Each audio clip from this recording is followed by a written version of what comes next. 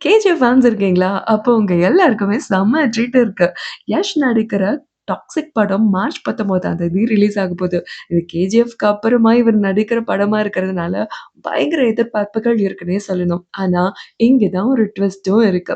March 19ஆம் தேதி release பண்றோம் அப்படின்னு சொல்லிட்டு ஷூட்டிங் டைம்ல இருந்தே கன்ஃபார்ம் பண்ணினாங்க. ஆனா, இப்போ துரேந்தர் படத்தோட 2ண்ட் பார்ட் அதாங்க துரேந்தர் தி ரிவெஞ்ச் படம் அதே நாள்ல ரிலீஸ் பண்றோம் அப்படின்னு சொல்லிட்டு அஃபிஷியலா அனவுன்ஸ் பண்ணிட்டாங்க. இப்போ பான் இந்தியா அளவுல கேஜிஎஃப் 2 அண்ட் துரேந்தர் படம் 2மே 1000 கோடி வசூல் பார்த்தது. ஸோ இந்த நிலையில யஷ் நடிக்கிற டாக்ஸிக் அண்ட் ரவீந்தர் நடிக்கிற துரேந்தர் தி ரிவெஞ்ச் இந்த 2 படமும் ஒரே நாள்ல ரிலீஸ் ஆகப்போது.